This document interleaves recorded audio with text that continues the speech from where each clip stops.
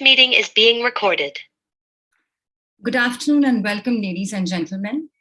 This is the second thematic panel of the first All India Conference of East Asian Studies, organized by the Institute of Chinese Studies and Department of International Relations and Governance Studies, Shiv Nadar University.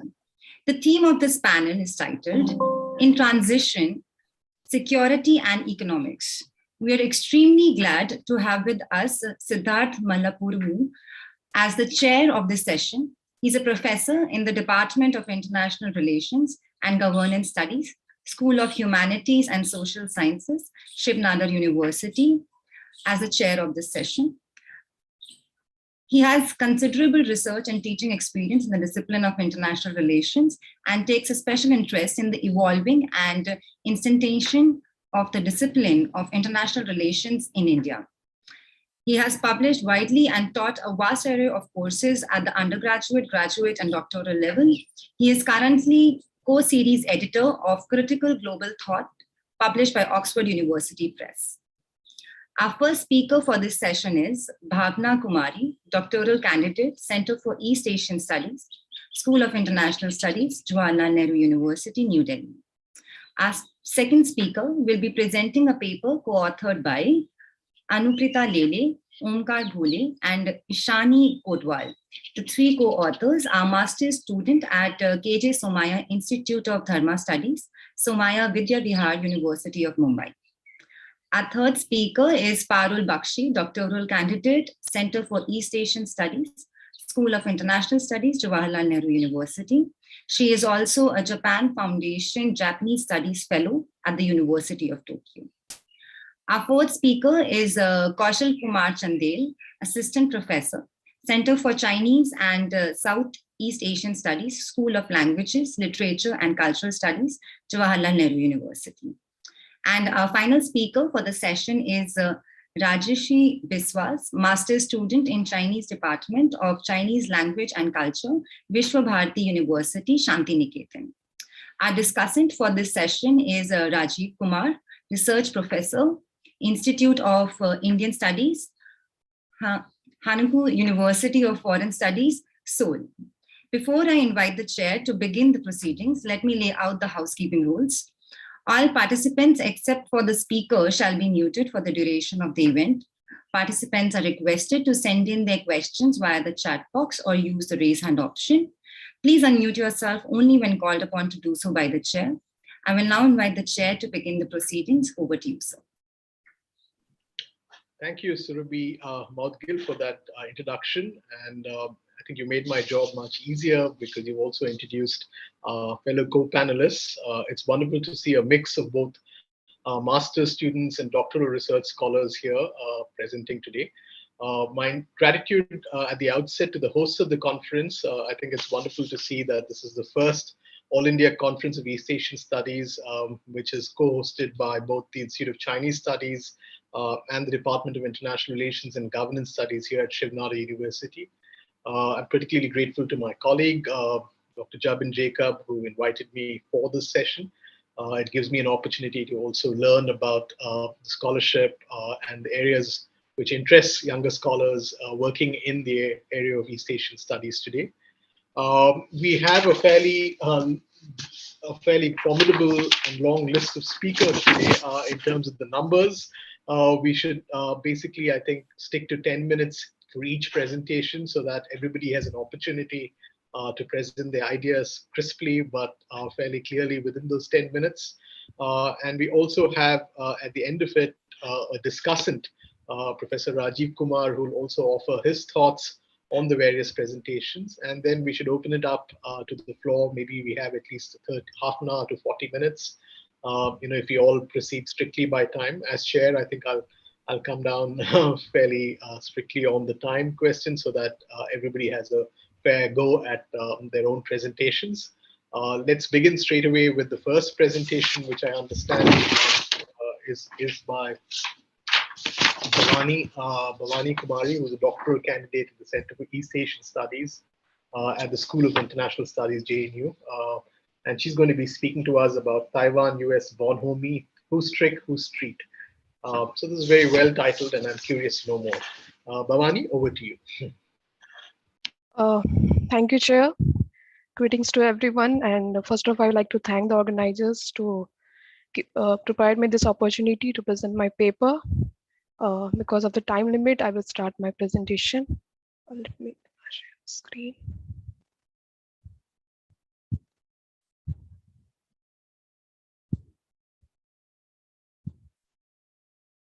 Okay. So today I'm going to talk about Taiwan-US relation, and as you all can see, my paper is titled as Taiwan-US Bonhomie, Who's Streak and Who's Straight. We all know that Taiwan and US, they don't have any official relationship, but they do have very robust unofficial relationship, which is basically based on two very important documents. First, the Taiwan Relation Act that was passed in US Parliament 1979, and another one is 6 assurances that US gave to Taiwan in 1982. So based on these two documents, Taiwan and US has established a very robust and important relationship, unofficial relationship in the Indo-Pacific region. Today, Taiwan is the US 8th largest goods trading partner, 10th largest export market, and 7th largest source of import.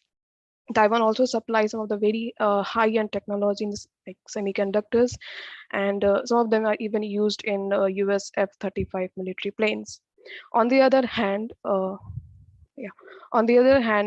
US is a very strong supporter for Taiwan's democracy, its a way of lifestyle, its freedom of speech domestically, and also provides security. So, US sells defensive military weapons to Taiwan. But having said that, there is a constant debate about in both in the US and in Taiwan about like the uncertainty in US behavior vis-a-vis Taiwan Strait. So like the simple is that if China attacks Taiwan, what will be America's action? This debate is famously known as the debate between strategic ambiguity and strategic clarity. I will be talking about this in coming minutes. My paper is broadly discussing this debate both in the US and in Taiwan, and try to understand why those who support strategic ambiguity, why they argue for this policy, and why they say that this policy should be continued. And on the other hand, what are the arguments of the advocates of strategic clarity. But my paper also highlights, as it talks about what is Taiwan's understanding based on this debate, how Taiwan see their relation, Taiwanese see their relation with the US. And lastly, what are Taiwan's preventive measures? Like it's not like Taiwan is not doing anything; they're also trying to do something. And my paper is highlighting those aspects as well. Lastly, I titled my paper as Who's Streak and Who's Street is mainly because when I was trying to understand this strategic ambiguity and strategic clarity, I thought that is the US streaking Taiwan, or any kind of initiative that the US is taking for Taiwan is like a treat. So based on that, I titled my paper. So to begin with, what is strategic ambiguity? In simple terms, it means that the US has reserved its right of responding in case of any conflict between China and Taiwan. So, and basically a conflict which is started by the Chinese, the military conflict. And it doesn't clearly state whether, how, and when the US will be responding to the military crisis in the cross-strait. However, the policy of strategic clarity is the one that makes explicit that the US would respond to any kind of China's use of force against Taiwan. So here I have tried to sum up the major arguments of advocates for strategic ambiguity and also the strategic clarity. So those who are supporters of positive strategic ambiguity, they basically argue that it is a well-tested policy. It has worked till now since 3 decades, since the establishment of unofficial relationship. So there is no need to change it. and any commitment will alter the status quo, even if it is done by the US. So like if you take this triangle relation of US, China, and Taiwan, US is the most powerful, but even if it's but even if it commits something and even it's the status quo is altered by the powerful itself, it will be dangerous for the reason, and so it should be avoided. Third argument is that any kind of clarity and confirmation in US commitment in entry in war against China on the Taiwan issue would put pressure on its allies as well. So allies in the region like Japan and Korea primarily, and others like Philippines and others as well. But major is Japan and South Korea. And fourth point is security guarantee for Taiwan will not solve the problem and might provoke attack, a Chinese attack. So like, what is the main problem? The main problem is going to US is that they are not against reunification. They are just against this non-peaceful means of reunification. But if US provides security guarantee, will it solve this problem? They believe that no, it won't solve. If China wants to attack it, they will attack it. And so the fifth problem is that it will drag US into a war which it did not want to fight. So now from many years now we can see the protectionist policies coming, and also the internally also Americans they also like hesitate to fight another war, and of course not for some not on the behalf of someone else. So that is why it said that it will drag into a war which it did not want to fight. Then sixth point is that it will lose flexibility that this policy provides. So strategic ambiguity is a policy which doesn't mean that the US, if tomorrow US wants to enter into the conflict, join the Taiwan Strait, they can. But if they clarify their stand, then they will have to, and they don't want to be in that. They don't want to be caught in that situation. And lastly, they say that it will be a blank check for Taiwan. So they believe that if the Taiwanese tomorrow get to know that whatever they will do, the US will come to their defense, then they might declare independence as well. So this should not be this should not happen, because US don't support any kind of independence for Taiwan. Now, those who support for strategic clarity, they say that, yeah, it worked till now, it worked, but that doesn't guarantee that it will work in the coming years as well, given the fact that it used to work in the era when the power asymmetry was in favor of Taiwan and US. But now China is the second largest economy in the world. It has the military power. It has all kind of influence in the international institutions and everywhere. So the power asymmetry has changed, and only America's clarity can bring back the balance. They also say that yes, the policy has worked to deter China from attacking Taiwan, but it did not deter China from planning and preparing for taking back Taiwan by force. So, so the US should come out some kind of clarity. And the fourth one, which I think is very important, is that if China is very certain to take back Taiwan, if not peacefully, then by force. So they also say that if China is so certain, why can't US be certain about its actions? And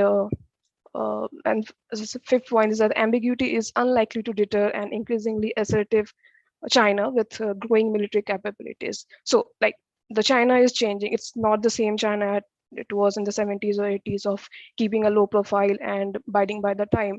Now China wants to achieve its dream, the Chinese dream, and so its assertiveness has increased, its military capabilities has increased. So the ambiguity won't work. And lastly, they say that it is not a blank check for Taiwan.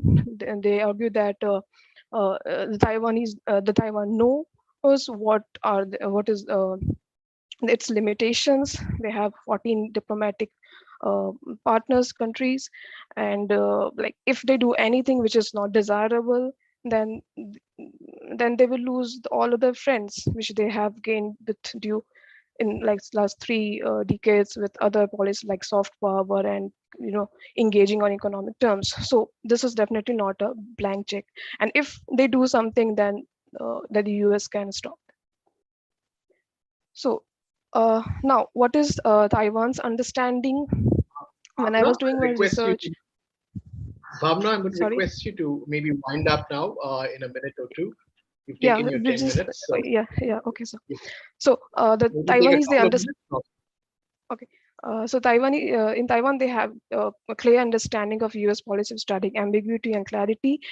They know that U.S. strategic interest is in deterring China from adopting non-peaceful means, but not to fight China because both two countries are nuclear powers. So U.S. won't be even going forward to strategic clarity very soon. However, whenever there is any sign of strategic clarity, it is because there is a superpower competition between U.S. and China, and not because US wants to send some clear signals to Taiwan for its defense.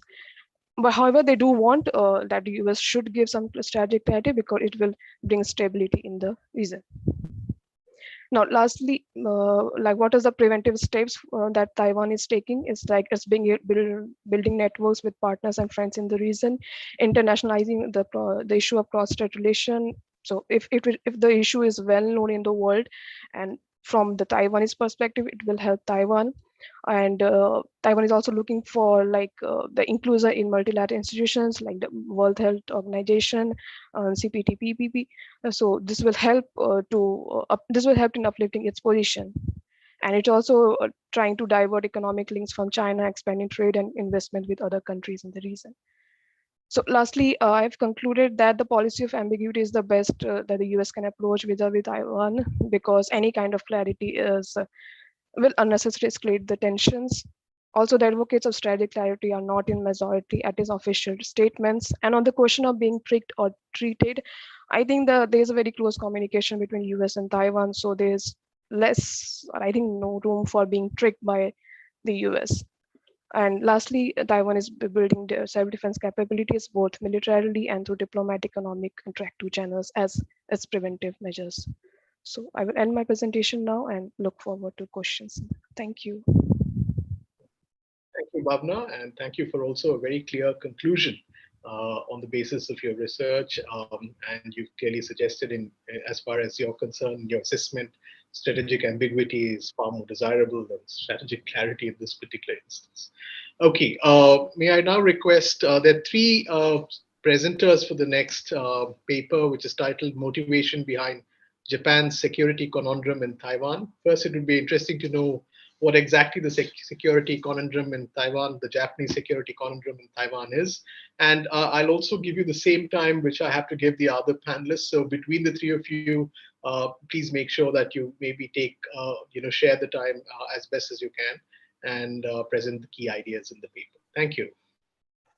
Over to Thank you so Omkar much, sir. Bole, Anupriya, Ishani Kotwa. Thank you so much, sir. Good afternoon to all Tachia Ha. First of all, I would like to thank the organizers for giving us the opportunity to present our paper.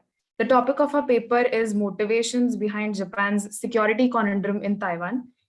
China's ambitions to reunite with Taiwan are often visible from actions such as opposition to Taiwan's entry in global organizations, as well as its military maneuvers near Taiwan. In recent times, these actions have caused great concerns among Japanese policymakers for various reasons.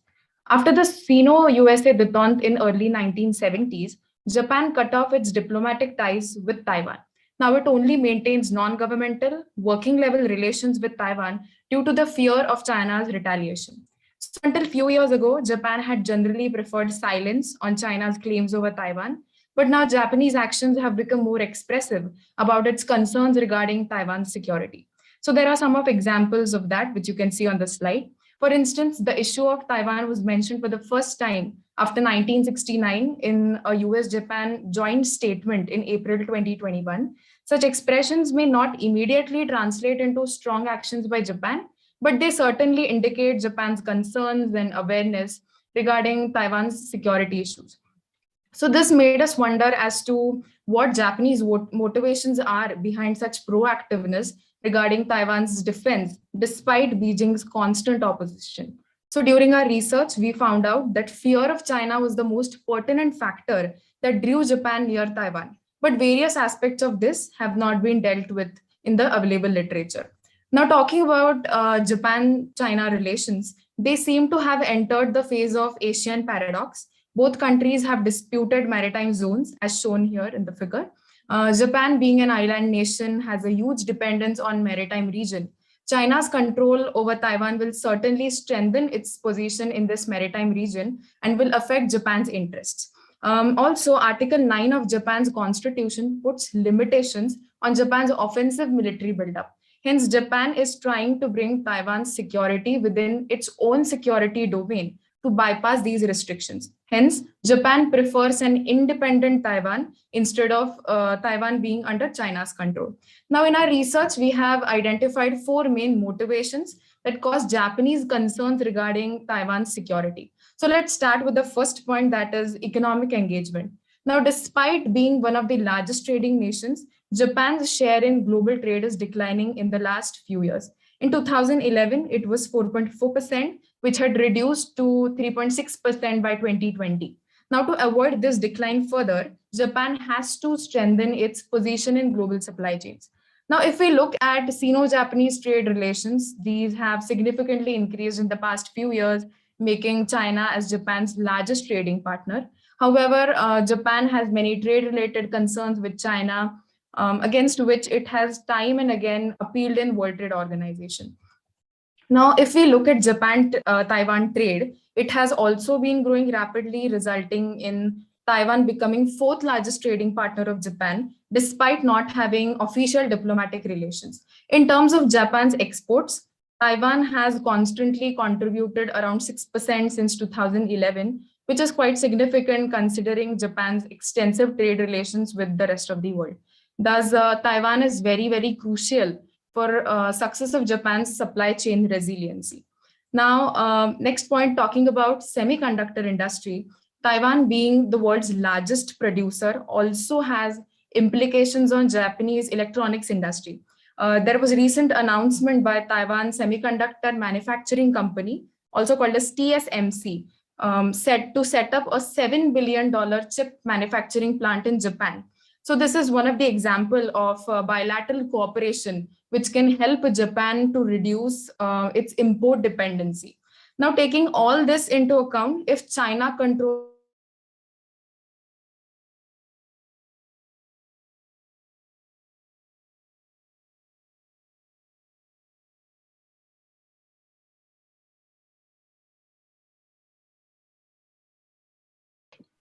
We seem to have lost the audio. Yeah.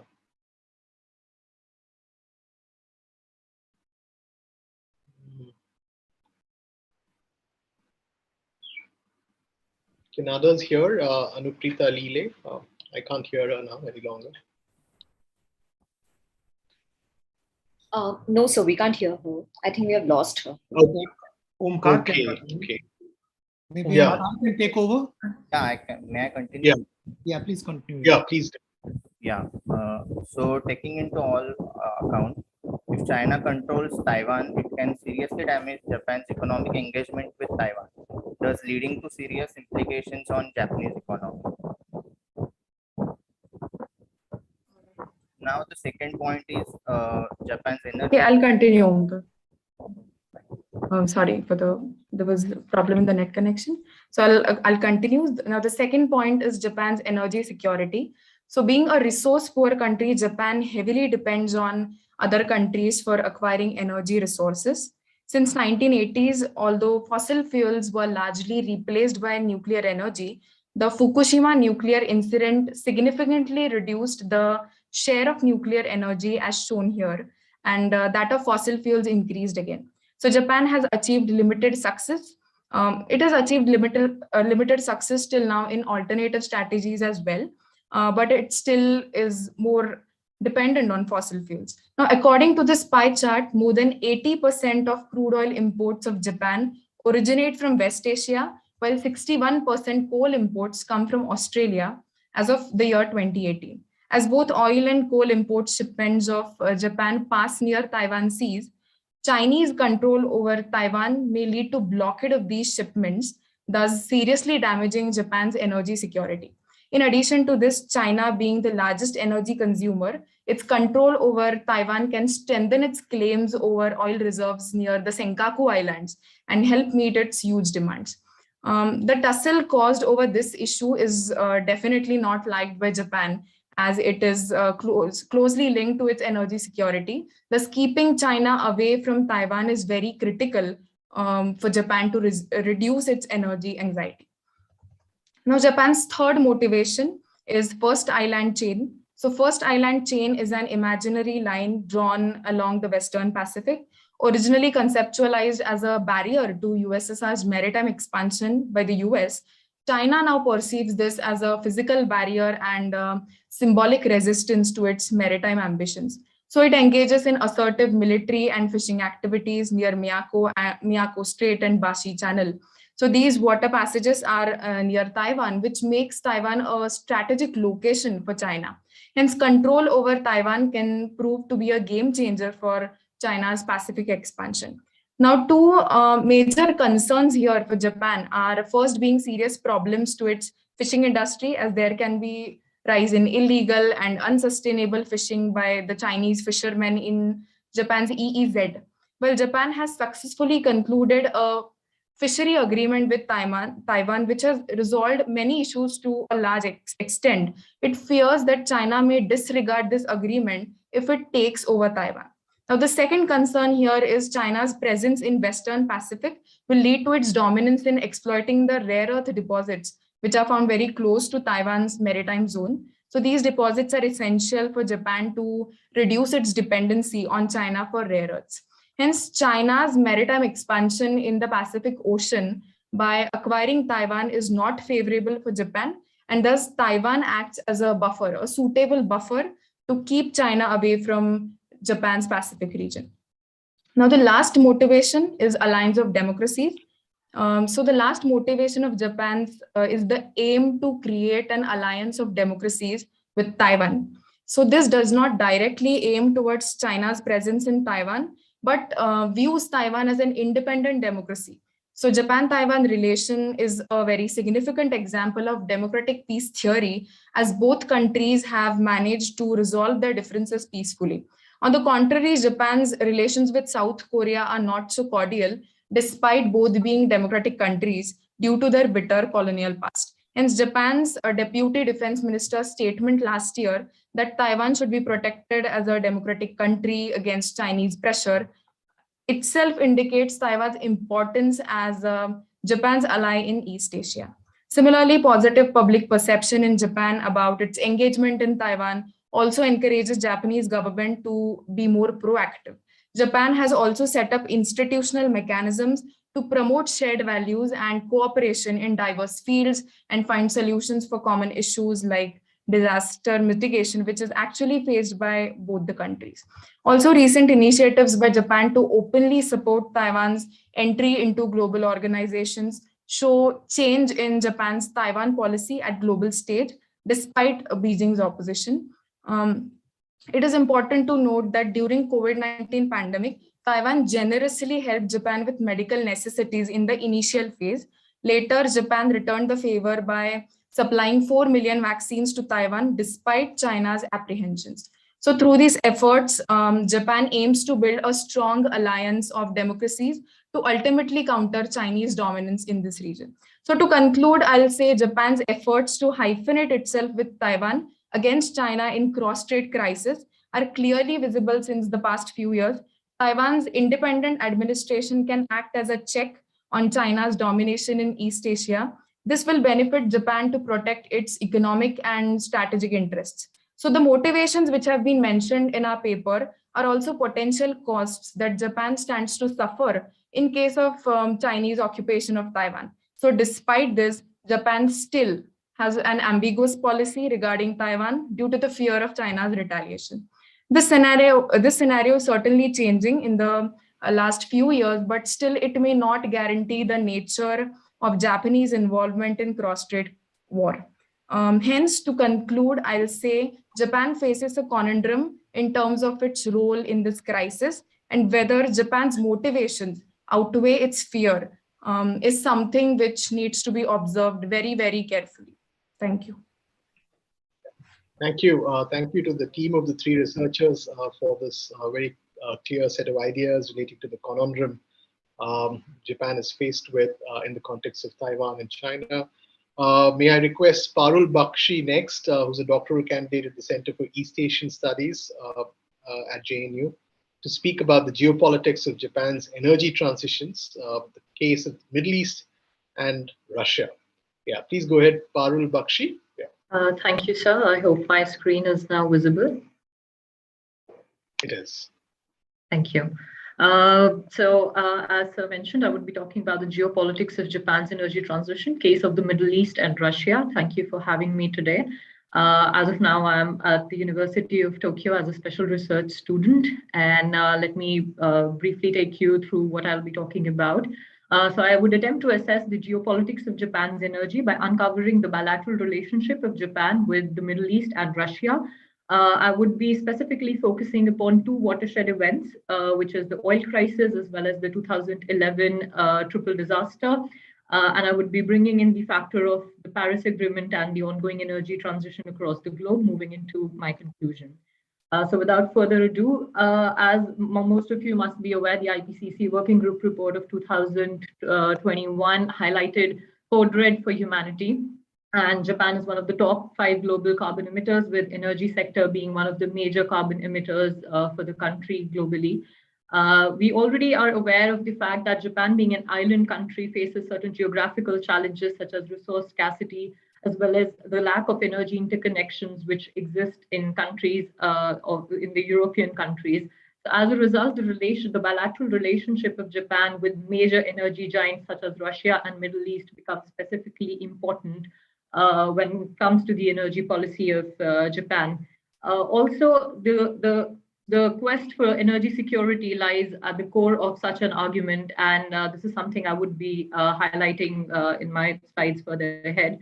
However, this is not a new section which has come to the forefront. Since the 1920s, we see the Great Britain as well as France finding oil in the Middle Eastern colonies, and we see the beginning of the role of energy politics, wherein a country would align its policies in order to secure and safeguard its energy interests. It is this argument which I would be taking further. When it comes to the geopolitics of energy, one of the prime things we talk about is in the realm of energy security is the affordable flow of imported energy into the economies through a reliable source. As energy supplies, it's literally the essential fuel to drive any economy. It is the same case when it comes to Japan. And Japan in this regard has specifically focused on lowering the risk as well as enhancing security and safeguarding an uninterrupted supply over the years. An interesting facet in this balancing has been the role of the United States and Japan's alliance with the United States in order to enhance energy security with its major suppliers. So these have often been seen at odds, which is something I would be talking about.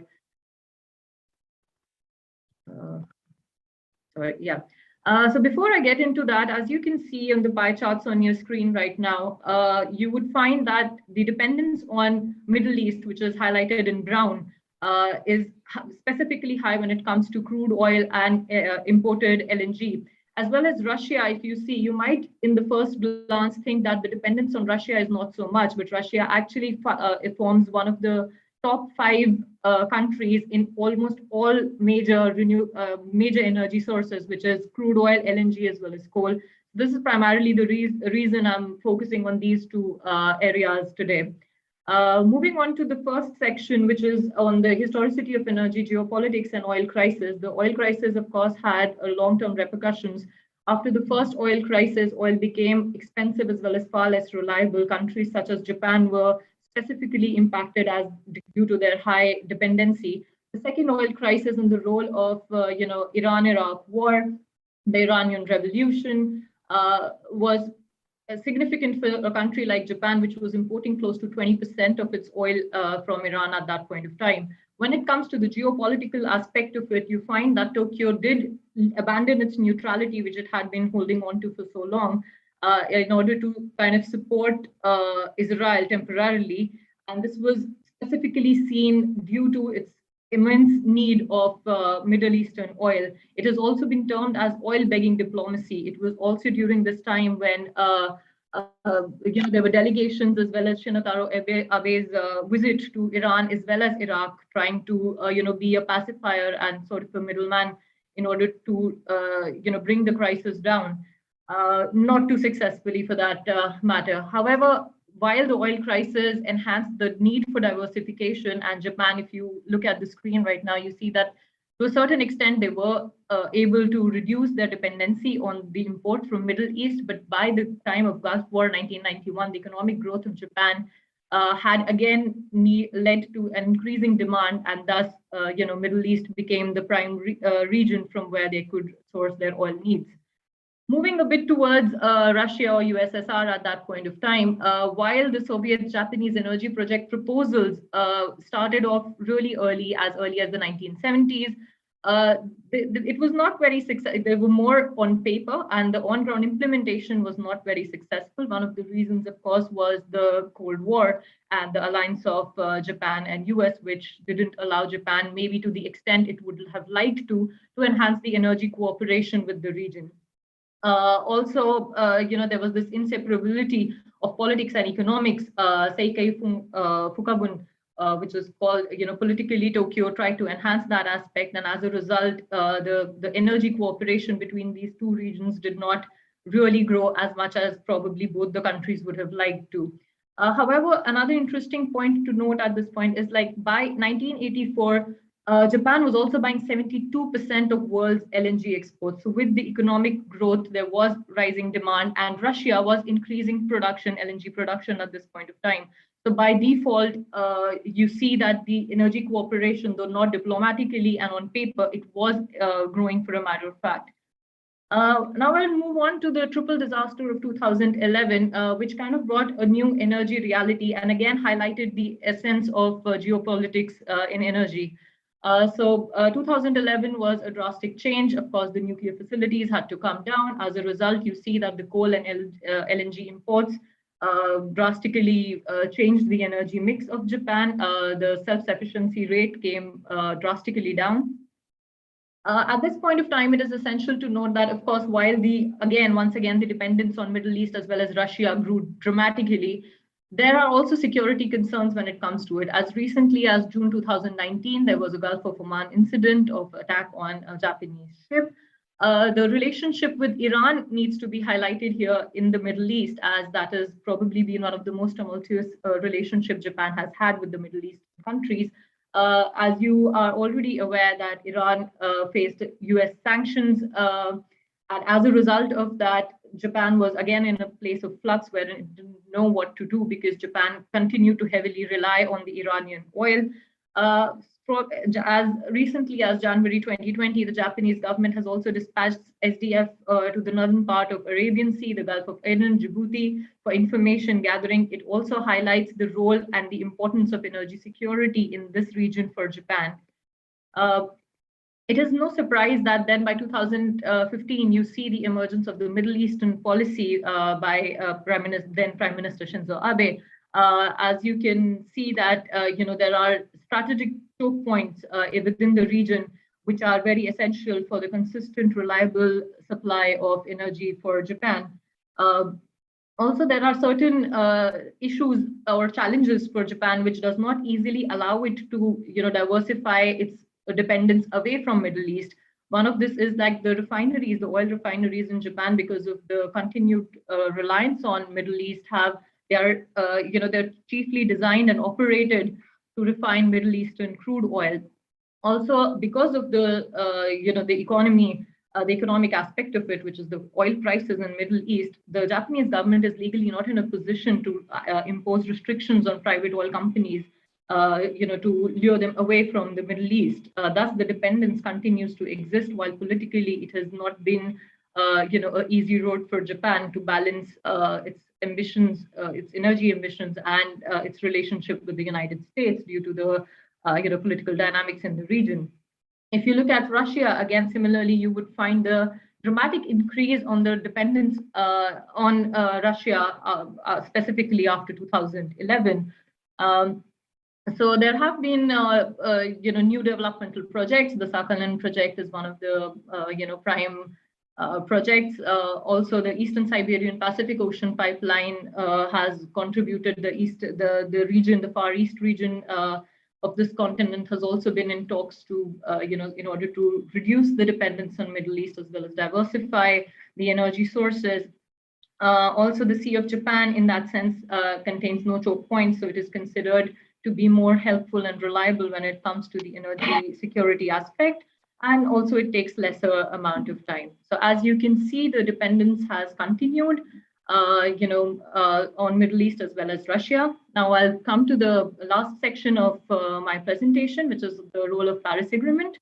And due to the Paris Agreement, as you know, countries have been focusing on their energy transition towards renewable energy. How this transforms the markets is that you find a less oligopolistic energy global market, wherein the classical diversion between importers and exporters might come down as countries try to decentralize energy production by relying more heavily on renewable sources. As a result, you see the emergence of what has been called the grid politics, wherein the decisions would be more on whom to buy it from, the availability, the access, and the geographical boundaries of renewable sources and services. In this regard, it is essential to note that Russia will not easily let go of the prominence it has. I will briefly talk about the Ukraine crisis too before concluding, which was not, the Ukraine crisis hadn't really started when I wrote the paper, but I want to highlight that too. Also, there are new areas which are coming in, such as the blue ammonia production. As you can see on your screen right now, there are certain projects which are already in talk. So it means that the Middle East is also sort of equipped to, bring in the changes which might come. Also, fossil fuel dependence will not vanish anytime soon. There are talks about the Asia supergrid and Northeastern grid. However, geopolitics of the role of China, the relationship with Russia continues to exist, making it hard. Lastly, I just want to bring to the topic which I think has been a cause of concern for all of us, which is what is happening in Ukraine right now. It definitely has its impact on energy. Russia continues to be an energy giant and has been trying to leverage its position with the ongoing crisis right now. Saudi Arabia, again, the Middle Eastern energy giant, is sort of reveling in the renewed strategic importance. However, at this point, Japan has continued to take a cautious stand, once again highlighting the role of geopolitics of energy in such a context.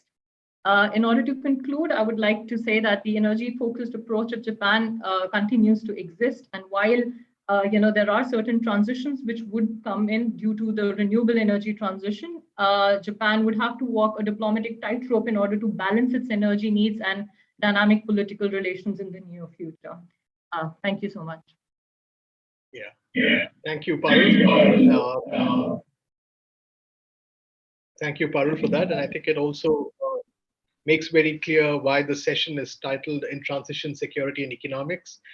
We've had papers which focus specifically on more security, classical high politics dimensions, and this paper of yours, I think, opened up the geopolitics questions and energy transitions very clearly. And I'm glad you brought it up to speed with recent developments owing to the Russian-Ukraine crisis as well.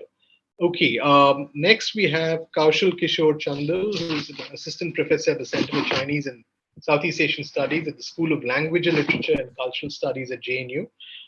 May I request Kaushal to present his paper on China as a factor in Taiwan's national cybersecurity strategy. Please go ahead, Kaushal. Yeah, I hope I'm audible. You're audible, you're clear. Yeah, all right. Thank you, Chair, and thanks a lot to the organizers for having me here. Without any further ado, I'll directly jump into the theme that I'll talk about today. So what I've attempted in this paper is basically a qualitative and a quantitative analysis, basically as to study and analyze the policy papers that Taiwan has published so far, especially related to cyber domain, cybersecurity, cyber defense, etc., and how China figures out how China is perceived in those policy papers. That is the kind of attempt that I have tried in this paper. So the outline, basically, I'll be talking about how and when cyber became as an issue. It emerged as a global issue.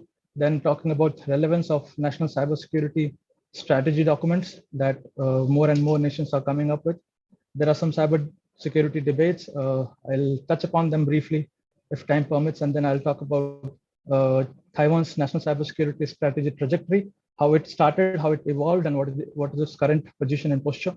And finally, I'll conclude with some analysis and with data analysis, both comparative and using quantitative as well as qualitative analysis, and I'll conclude. So let me start with the first slide. These are some of the incidents that have happened. I'm sure most of you are aware with all these. Cyberspace was declared as warfighting domain, the fifth warfighting domain. US did it in 2011. NATO declared it in 2014. So after this happened, almost there was a arms race, going on within countries as to equip themselves with the latest possible cyber technologies, and also to develop cyber weapons. There were some incidents which were visible, for example, Estonia 2007, Georgia 2008, and later on the Stuxnet incident was one which brought cyber as a major concern in the global affair. Stuxnet is a milestone event which has turned cyberspace into something which it is now. Again, there are other factors. For example, meddling with the US presidential elections that happened. We saw how what kind of role Russia played in that, and also how public perception was manipulated through cyberspace and all. In 2015, there was a small Sino-US cyber deal. That also was the first time when China and the US were discussing cyberspace, cybersecurity, and that also brought cyberspace into the forefront of global affairs. So these are a few of the incidents, and in this backdrop, Taiwan was already paying close attention as to how cyber is emerging and what China is doing in the cyber field, which is visible from Taiwan's first policy document, which Taiwan often keeps referring to, which started in 2001. By that time, there was no cyberspace, cybersecurity. These debates were nowhere visible in the global affair. However, China was, and China has been, a very dominant and very active player in the field of cyberspace. Ever since 2013, the Sunnyland Summit, which was scheduled between Barack Obama, US President Barack Obama, and President Xi Jinping. However, nothing much was achieved in that meeting. However, later on, 2015 was the year when some sort of cyber agreement took place. So these were some of the incidents which brought cyber into the forefront. And in recent years, we have seen Taiwanese president talking about cybersecurity is national security, which is somewhat similar to what Chinese President Xi Jinping said in 2014. His statement was, without cybersecurity, there cannot be national security. So these statements itself and being made one after another also has certain implication as to how closely Taiwan has been paying attention to China's cyber capabilities. So apart from all these, I have attempted some of the policy papers, the documents, official documents that Taiwan has published so far related to cyber security and cyberspace. So let me also just briefly touch upon why this National Cybersecurity Strategy document is relevant. What is and why and how is it important? First of all, of course, it's an official policy document, which talks out vision, national vision. It also talks about guiding principle, perceptions. Then the strategic objectives are also talked out. So it acts as a official stand of a nation as to where does it stand, and it also defines clearly. Sometimes in some of the documents, some nations shy away from declaring where the red line is. So defining threshold is another important relevance as to why it is important to look into these policy documents. So where the red line is and what act in cyberspace would be considered as act of war. For example, US has already declared that any attempt of cyber attack on American critical information infrastructure would be considered as an act of war, and military retaliation would be used if such cyber attack take place. So, so this is also one of the important reason why national cybersecurity strategy documents are important to go through. And this also act as these policy documents also act as defining in terms of what are the strategic objective and which is also seen as, and what are the ends that they're trying to achieve through cyberspace, what are the means to achieve, through what means they want to achieve that strategic objective, and how to go there. They define the ways and what resources they need and how to allocate them to reach to that end. So in this way, the relevance, there is a great relevance of these national cybersecurity documents. Now coming to cybersecurity debate, well, cybersecurity is as a term has not been very well defined. There is no universally accepted definition as such. We have so many policy documents by so many nations as of now, but there are very less number of definitions. There are some of the definitions. For example, ITU has given one definition. NATO has come up with its own definition. We have US Department of Defense coming up with its own definition. There's one Tallinn manual which comes up with its own definition. So some of the definitions are there which serves the purpose, which help us in understanding as to what cybersecurity is and how it differs sometimes from one nation to another. Taiwan has also attempted to define cybersecurity in 2018 when it came up with the Cybersecurity Management Act, and Taiwan basically defines cybersecurity. It says that cybersecurity refers to such effort to prevent information and communication system or information system from being unauthorized access, use, control, disclosure, damage, alteration, destruction, or other infringement to assure the confidentiality, integrity, and availability of information and system. So this is the official stand where Taiwan stands on and for the definition of cyber security. And there is again this technology versus policy debate where technology is evolving every coming day, and policy is one which follows, basically, which trails behind and tries to catch up. But the gap is always there. The technology runs ahead and the policy basically tries to catch up and comes up. The nation states and other try to come up with the policies to tackle the challenges which are presented by the changing and evolving technologies. So let me quickly talk about the trajectory so far that Taiwan has. Initially, it started its journey in the field of cybersecurity from 2001, when it was not even being talked about at global level.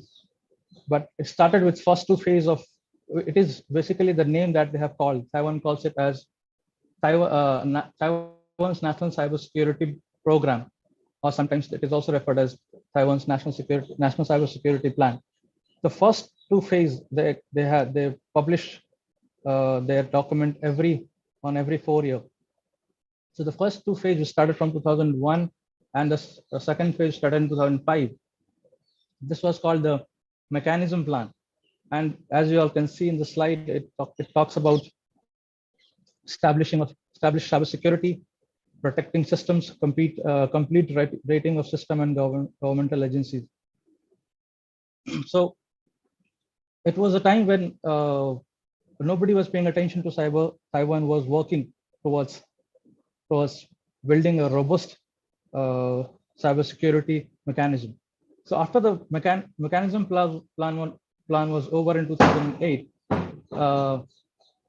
from 2009 onwards, they called their plan as development program.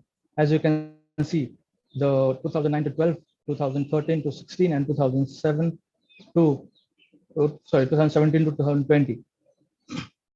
So the fifth phase was the last, which ended in 2020. From 2020 onwards, they have the sixth phase going on as of now. And through this entire journey, Taiwan has managed to at least analyze, understand, and address the critical issues that Taiwan faces in the field of cyberspace. If you see in the current policy document, it mentions that the clear vision is that Taiwan wants to build a safe as well as a resilient, smart country. So this is the vision and strategic objectives of what are the promotional strategies that has also been chalked out in this current policy document. So I'll skip this slide as of now. If there is any question, I'll try to come back and answer that. So analysis, a little bit of analysis, and then I'll try to conclude. So in terms of comparison, if you compare in terms of, for example, defense expenditure, or in terms of ranking of where Taiwan and China lie, if you compare the firepower, if you compare the military capabilities, that is, it is quite obvious that Taiwan is far back. It is in comparison to what China is. China is now the second largest economy and is gradually catching up with US. So the only quantitative part here is not enough. We have to also see the another factor, which is Taiwan Relations Act. So this also serves as some sort of guarantee to Taiwan. And after Biden joined office, he has reiterated its position of where the American president talks about and refer Taiwan as a strategic partner, and US consider itself to be one which provides security and make sure that there is no violence involved in if through the I mean, there is no use of threat, or there is no use of force in case of cross-strait relations. So apart from Kaushal, sorry to interrupt you, but I request you to conclude now. Conclude. All right.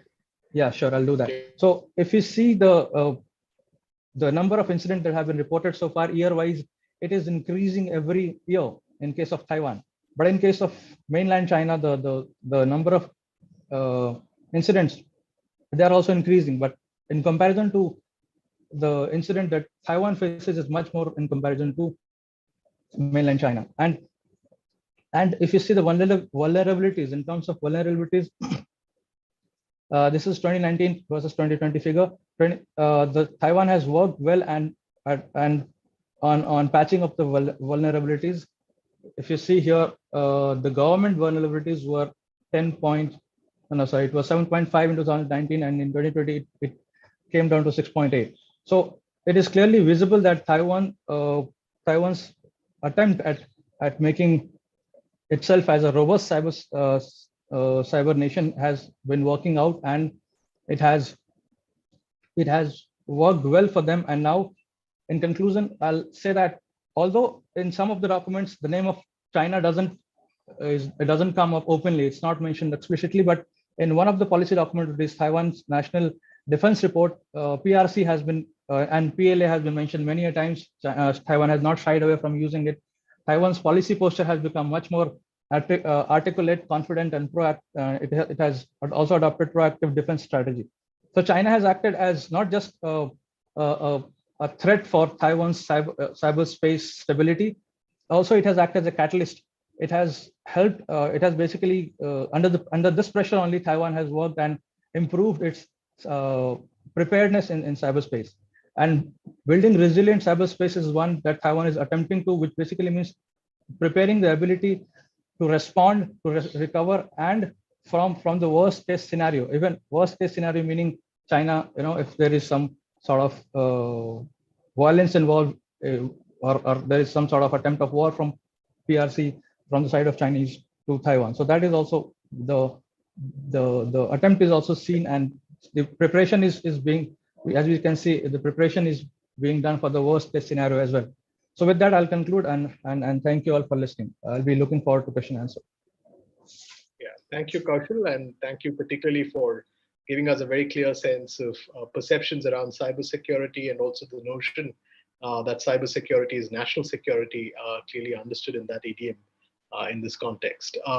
We have one more presentation before I hand over to Professor Rajiv Kumar by Rajarshi Biswas, who's a master's student in Chinese, the Department of Chinese Language and Culture, Vishwabharati University, Shanti Niketan.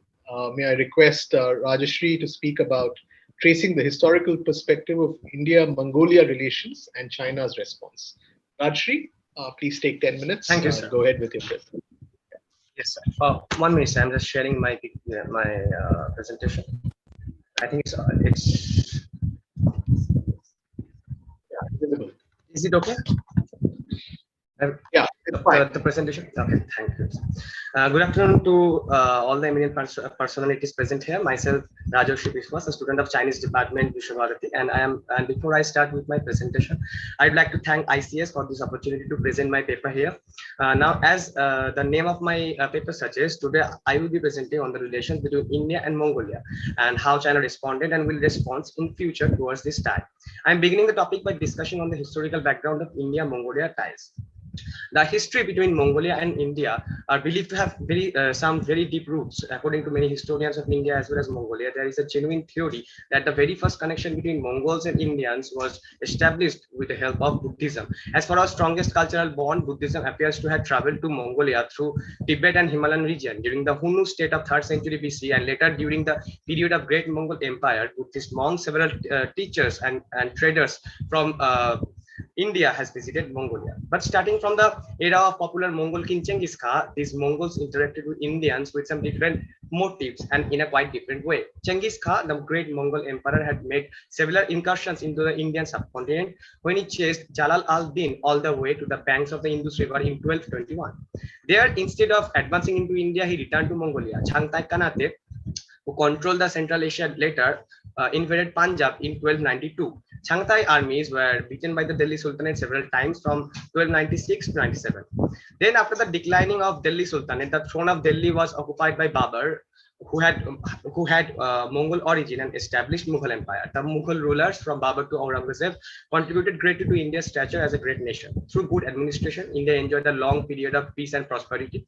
The Mughals improved the means and methods of agriculture and warfare, and also introduced gunpowder artillery. They also introduced the production of cash crops like cotton, indigo, and opium, besides the food crops, which contributed to the economy massively. Now let's look at how the diplomatic relation of these two countries has evolved. On 24th December 1955, both the countries has declared the establishment of diplomatic relations. Since then, by supporting each other in international forums or respecting and exchanging cultural values, they have always had each other's backs. For instance, India supported Mongolia's membership in UN in 1961 and non-alignment movement in 1991. Mongolia, along with India and Bhutan, co-sponsored famous UN for the recognition of Bangladesh as an independent country in 1972. Most importantly, Mongolia has always been vocal about India's permanent membership in UN Security Council. The 3 Ds, democracy, dharma, and development partnership, have emerged as the pillars of India-Mongolia ties. PM Narendra Modi has visited Mongolia in May 2015 and marked the 60th anniversary of the establishment of diplomatic relations between India and Mongolia. Since establishing the diplomatic relations, many notable personnel has mutually visited both the nations. Now, we will discuss about the exchange and cooperation between these two nations. India and Mongolia has started exchange and cooperation from almost 3rd century BC. Since establishing the diplomatic relationship, both the nations continuously push forward and open up the cooperation and mutual exchanges in different fields, such as cultural cooperation. The India-Mongolia Agreement on Cultural Cooperation was first signed in 1961. It has agreed cooperation in fields of education by the means of scholarship, exchange of experts, and participation in many conferences. A Festival of India was organized in 2015 by the mission to mark the 60th anniversary of diplomatic ties.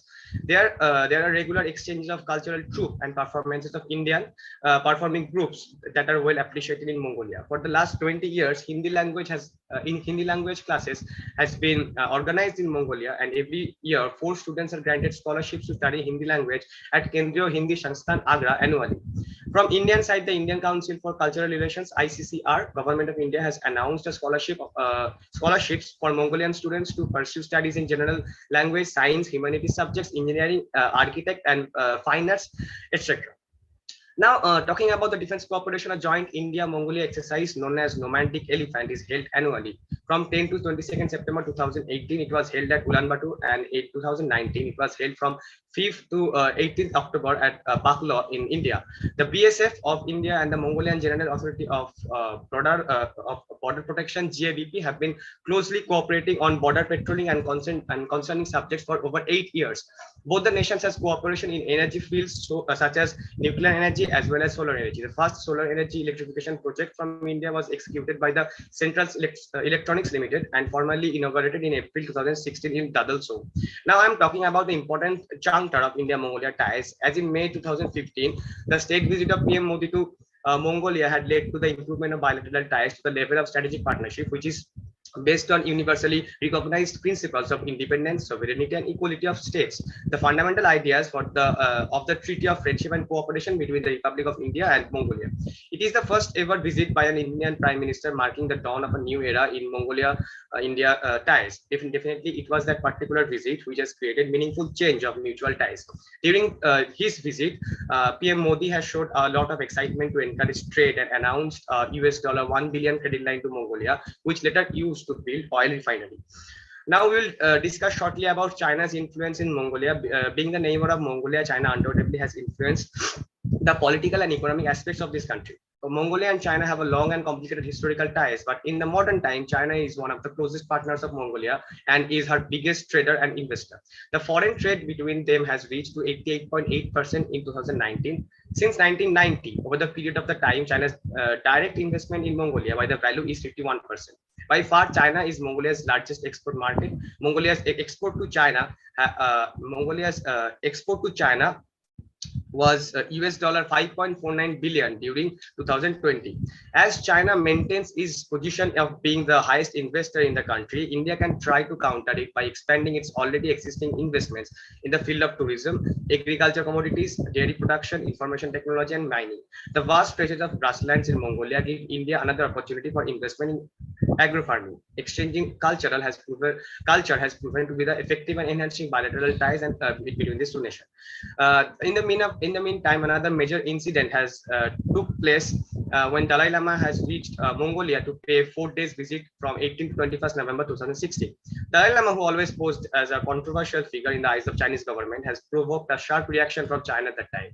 The day before Dalai Lama's arrival, China's foreign ministry publicly opposed the visit and warned Mongolia to maintain stability and to keep Mongolia's promise in this regard. Eventually, after the arrival of Dalai Lama, China has hiked the tariffs on Mongolian trucks passing through the Chinese territory, as well as suspended talks for $4.2 billion loan.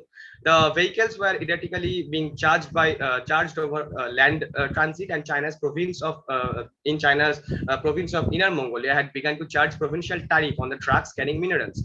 At that time, Mongolia effectively looked for India's assistance. So India has started involving in different cooperation with Mongolia, as she perceives her proximity with India as not only a window to the outside world, but also a factor to balance China.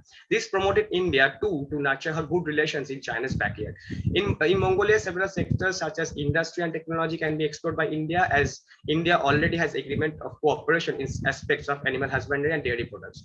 It's a fact that Mongolia has benefited from cooperation with India in the field of defense and other military concerns. It's worth pointing out that Mongolia and India have recently started conducting several joint military trainings and war games, including an annual India-Mongolia military exercises called Nomadic Elephant, and also providing training facilities to Mongolian defense, peacekeeping, and military cooperations. Following the 2016 blockade of Mongolia by China, India has set up a $1 billion credit line to Mongolia. Modi's visit to Mongolia has given a boost to enhance the ties.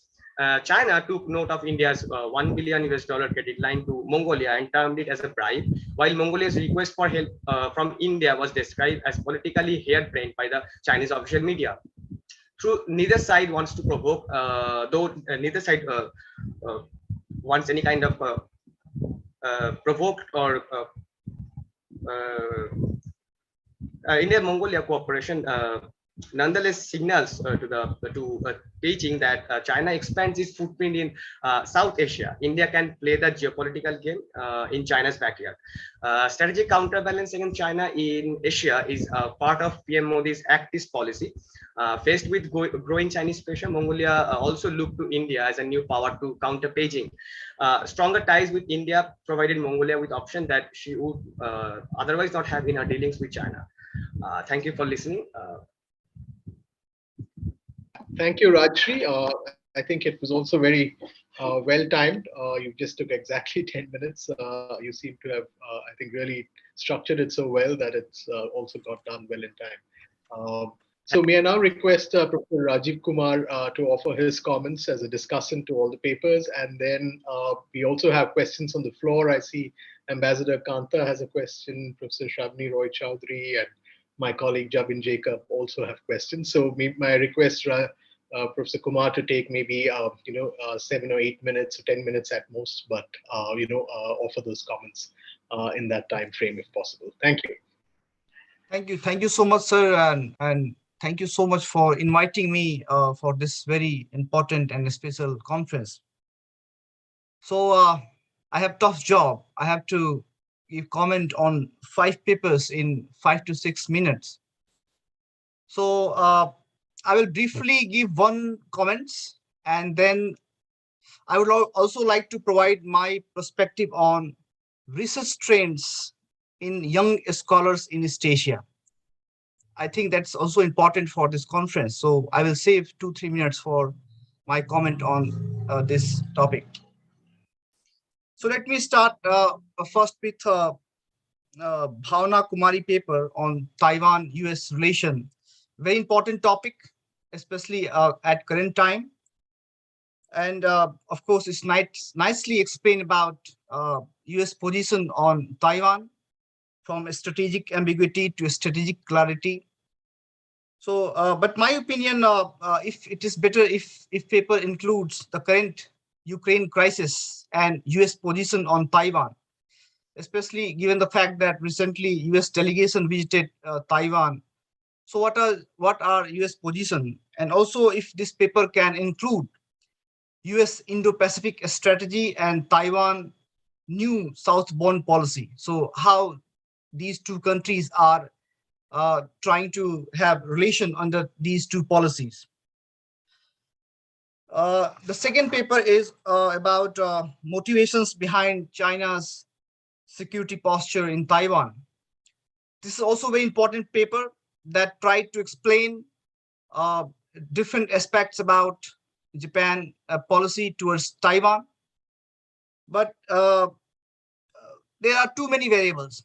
Actually, this paper tried to explain new things, but too many variables from economy to democracy.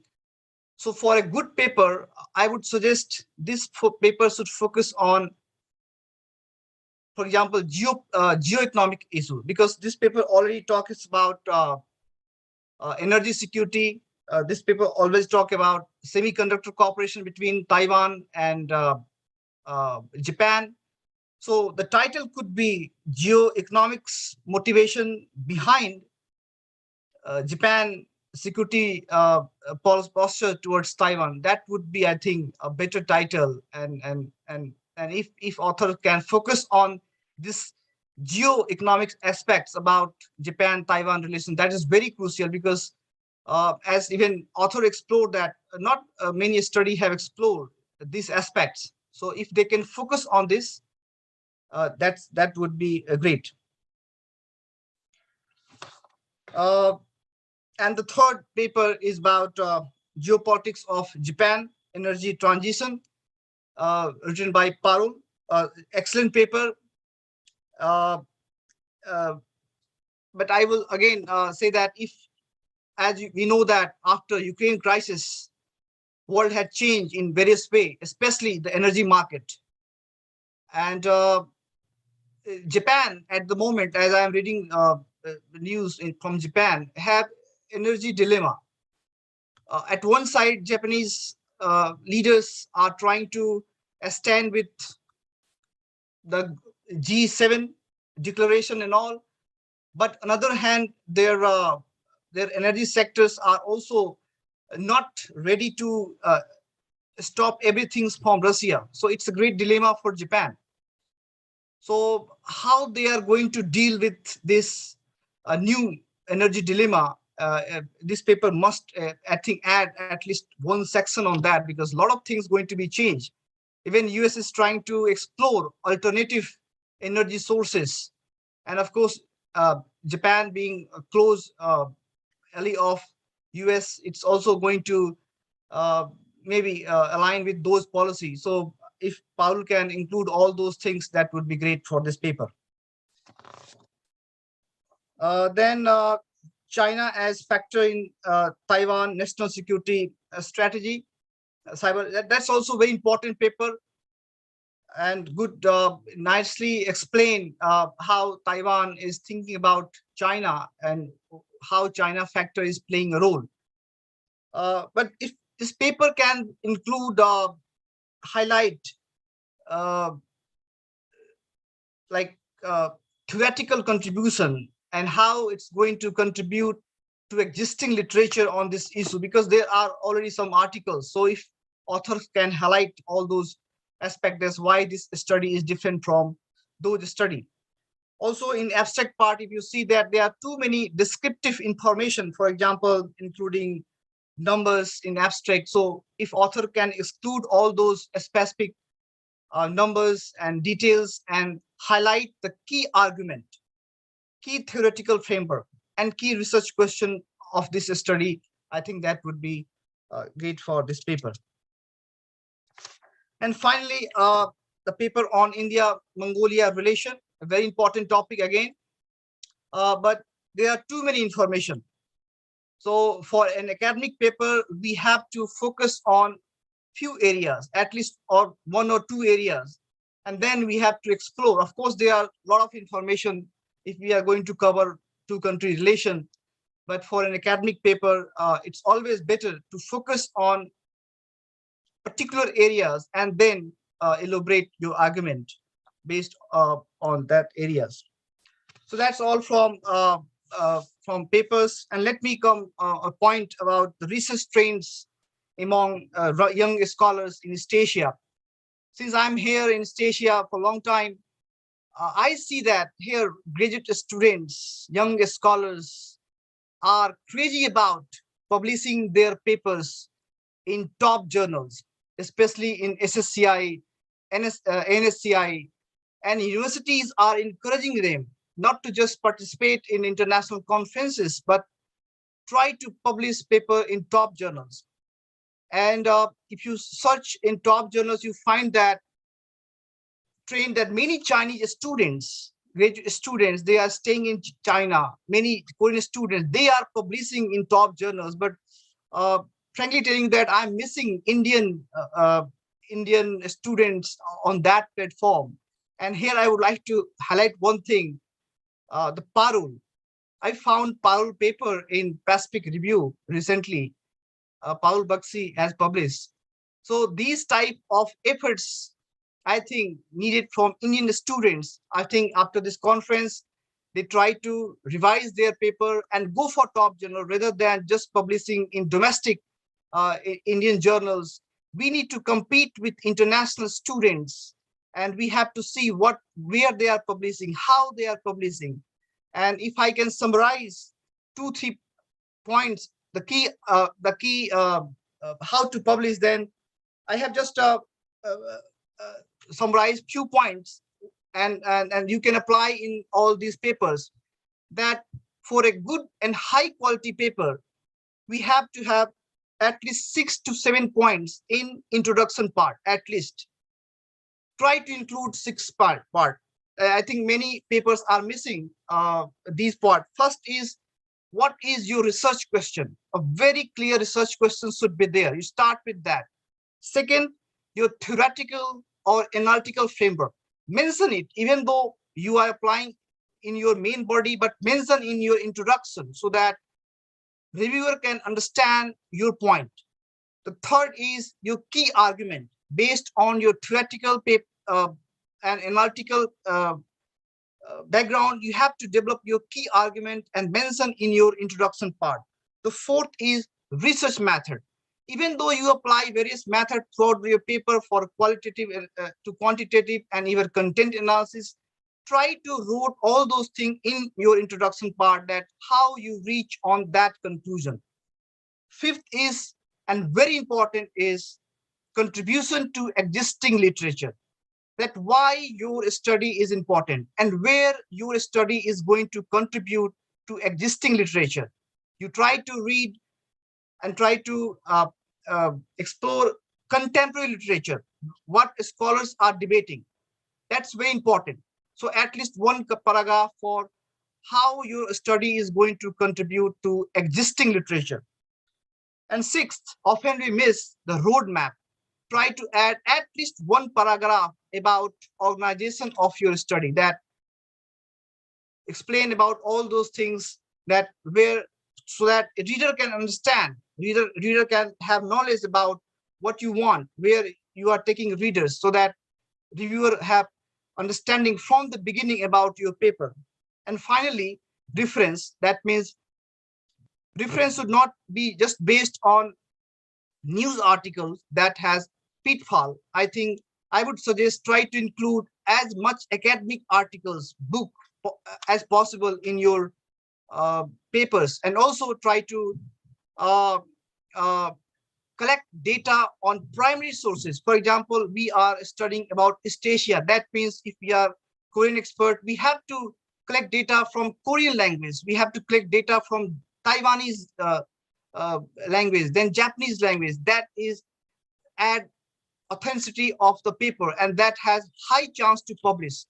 So that's all from my point, and hope my comments will help you to revise your paper. Thank you so much. Thank you, Professor Rajakumar, for those very pointed, constructive observations and suggestions.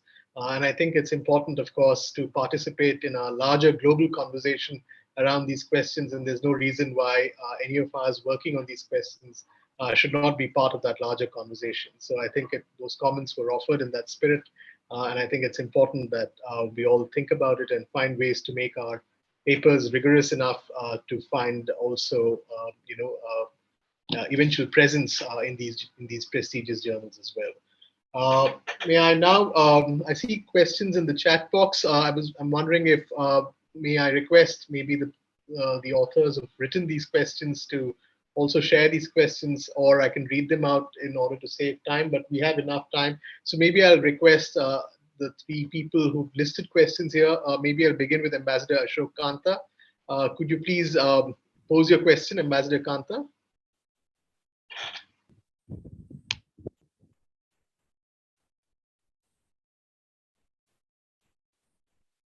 Unmute myself. My question is simple. The paper on Japan's conundrum with respect of Taiwan, how this conundrum gets intensified in the aftermath of what's happening in Ukraine, the Russian invasion of Ukraine. Thank you for the question. And thank you, Dr. Rajiv Kumar, for your insightful comments on our papers. That we will definitely try to imply those in our future academic career. So regarding the question, I certainly believe that this conundrum or the concerns are going to intensify, as there are now also predictions that China is going to accelerate their actions in the Taiwan regarding the Taiwan reunification. So Japan has to work more proactively in this regard, as motivations that we have mentioned in our paper are at the very core of Japanese national interest. And secondly, this Ukraine-Russia crisis has proved to be a testing ground for China about how the West or the other democracies respond to such crises. So Japan also needs to consider this while forming their policies towards Taiwan. And lastly, with this ongoing Ukraine crisis, Japan has actually now got an opportunity to justify their firm actions towards Taiwan and come out of this dilemma of China's fear and motivation on either side. Thank you. Thank you, Omkar. May I request Professor Srabni Roy Chaudhary to pose a question? Yeah.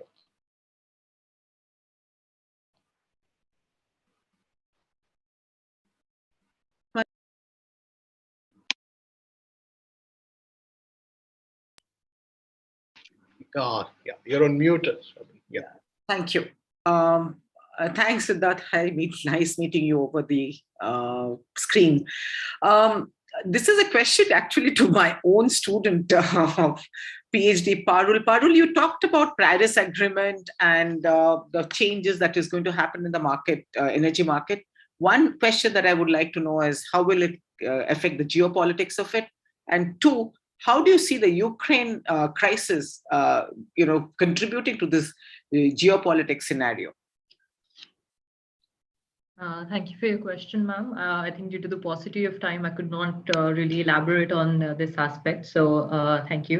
I think as for your first question, what Paris Agreement is doing is primarily pushing countries to expand the share of renewable energy capacities, move towards the energy transition towards cleaner sources of energy.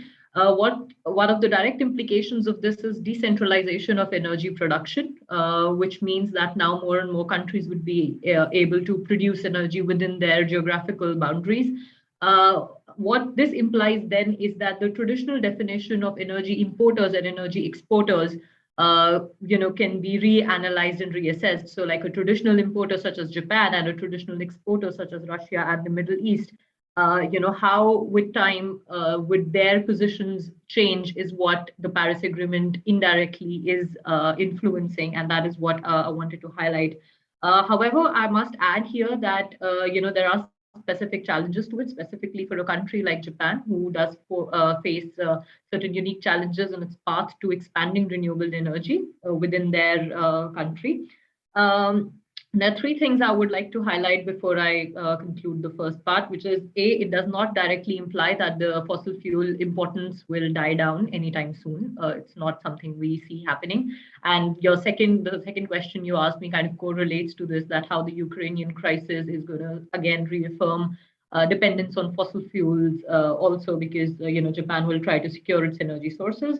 The second is that as a result of this decentralization, there are also new areas emerging in the geopolitical aspect, which is like, ammonia is one area which I spoke about specifically in regard to the Middle East.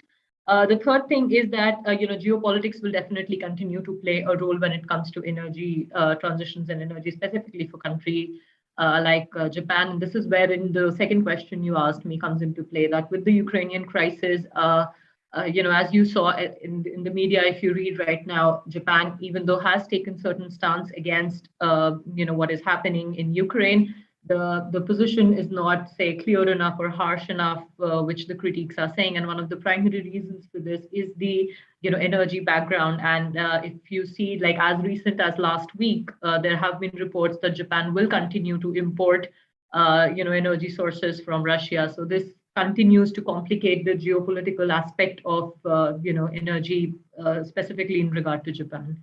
I hope I was able to answer both the questions. Thank you.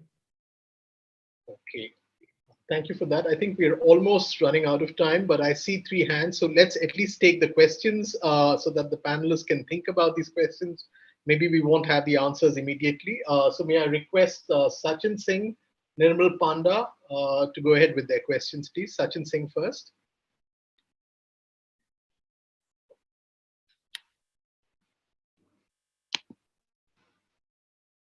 Hello. Okay, if I don't hear. Hello. Yeah, Sachin, please go ahead. Yeah, hi.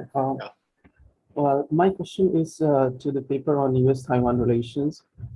It seems to me that any sort of military dimension will, just in case if China tries to invade Taiwan, which is itself a matter of debate, the authoritative document is the Taiwan Relations Act, which allows American policymakers to supply Taiwan with the lethal arms to protect itself, right? So my question to the presenter would be that in case something happens, in case PRC tries to invade Taiwan, would the United States require Taiwan to would the United States will have to require Taiwan's sovereign nature before any sort of direct military intervention, or are there any other ways apart from Taiwan Relations Act? Thank you for that question. Nirmal Panda, please go ahead with your question. Yeah.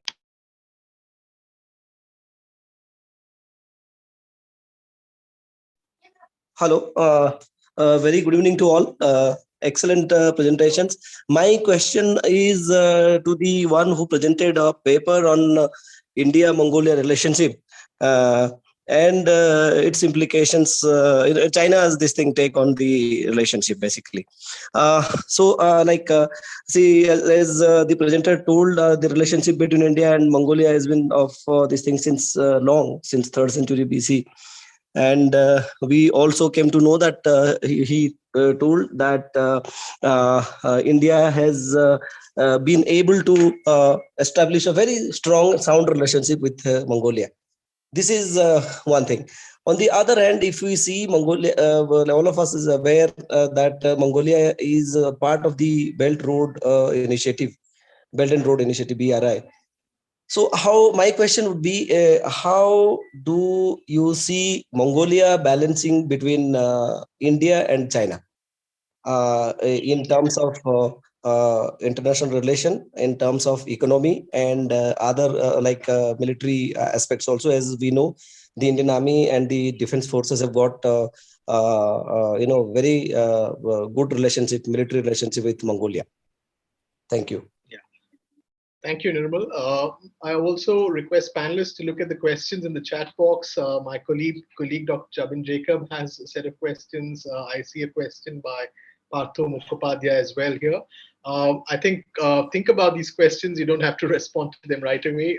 And I think I want to stick to time. Thank you all for these presentations. It was wonderful listening to all of you. And there's a lot of promise in all the various projects you're pursuing. And I think the comments of the discussant were also very useful in terms of further finessing, fine-tuning, and making these studies more rigorous.